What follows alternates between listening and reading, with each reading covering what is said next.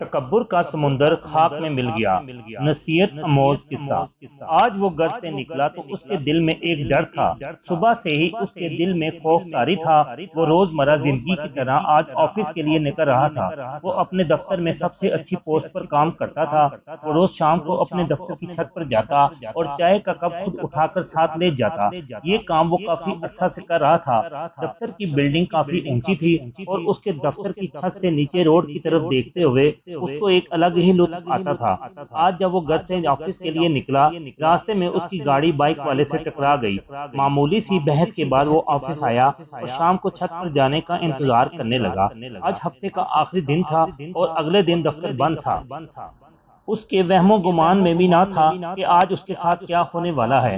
وہ اپنا mobile table کے دراز میں رکھ کر اپنے آفس لاک کر اپنے دفتر کی آخری منزل پر چلا جاتا ہے اور چھت سے نیچے دنیا کا نظارہ کرتا ہے، اور وہ دل میں سوچ رہا ہوتا ہے کہ آج میں اتنی بلندی پر ہوں اور دنیا نیچے ہے۔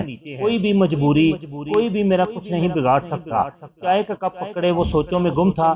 اس کو پتہ بھی نہ چلا کہ کب دفتر بند ہونے کا وقت ہو گیا اور سارا دفتر اور عملہ وغیرہ اپنے اپنے گھروں کو چلا گیا۔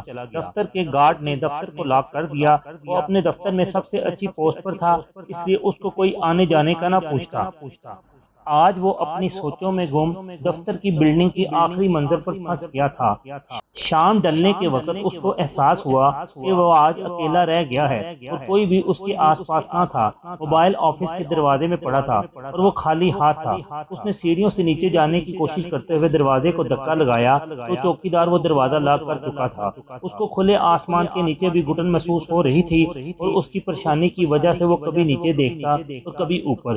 کچھ دیر پہلے جو سوچ رہا تھا معاملہ اس کے بالکل الٹ تھا۔ اب اس کو گھبراہٹ کی وجہ سمجھ نہیں آ رہی تھی۔ اس کو اب اپنے گھر کی یاد بھی آ رہی تھی اور مختلف وہم اس کے دل میں آ رہے تھے۔ اس نے دفتر کی چھت سے کھڑے ہو کر کافی آوازیں دیں، لیکن بلڈنگ اتنی اونچی تھی کہ اس کی آواز نیچے تک کیسے جا سکتی تھی۔ تھوڑا وقت گزرنے کے بعد جب رات ہو گئی، اس کو خوف آنے لگا۔ چھت پر کوئی روشنی موجود نہ تھی۔ اس کی سوچ کا تکبر خاک میں ملتا جا رہا تھا اور بے بسی میں اس نے اپنی شرٹ اتار کر نیچے لہرائی۔ کوئی بھی اس کی طرف دیکھ نہ رہا تھا۔ رات گہری ہونے کی وجہ سے اس کی طرف کون دیکھتا۔ اس روڈ پر تمام دفتر کی بلڈنگیں تھیں اور اس کی بلڈنگ کے ساتھ والی عمارت زیر تعمیر تھی، وہ بھی خالی ہو چکی تھی۔ مزدور وغیرہ سب اپنا کام مکمل کر جا چکے تھے۔ دوسری طرف اس کے گھر میں بیوی پریشان تھی۔ یہ تو کبھی کہیں گئے ہی نہ تھے۔ موبائل پر بار بار فون کرنے پر بھی کوئی رابطہ نہ ہو سکا۔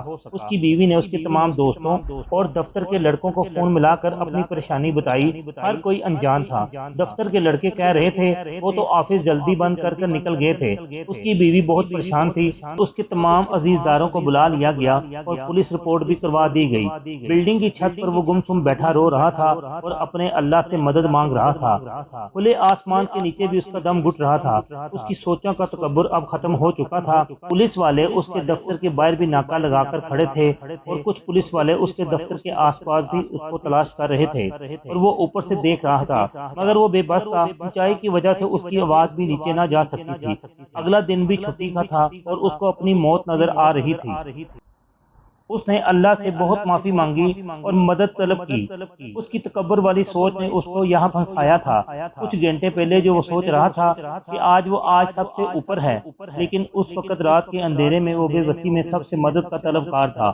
وہ خالی ہاتھ بے یار و مددگار کسی معجزے کے انتظار میں تھا کہ ساتھ والی بلڈنگ جو زیر تعمیر تھی، اس کی آخری منزل میں شارٹ سرکٹ کی وجہ سے آگ لگ جاتی ہے۔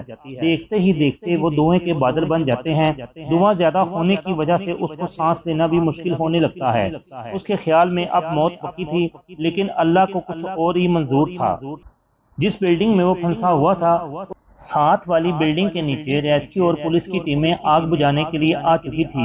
ریسکیو ٹیموں نے آگ بجھانے کے لیے جس بلڈنگ میں وہ پھنسا ہوا تھا، اس بلڈنگ کی چھت پر آگ کو کنٹرول کرنے کا فیصلہ کیا۔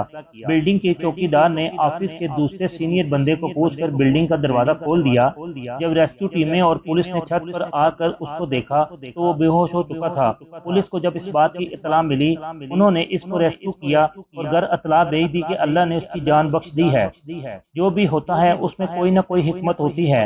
اگر اس کے ساتھ یہ واقعہ پیش نہ آتا اور کبھی بھی اس کا تکبر ختم نہ ہوتا. اس لیے کہتے ہیں کہ ہر برائی میں خیر چھپی ہوئی ہے. اس واقعے کو سبق آموز قصہ سمجھ کر لائک اور شیئر کر دیں. چینل کو سبسکرائب کر دیں.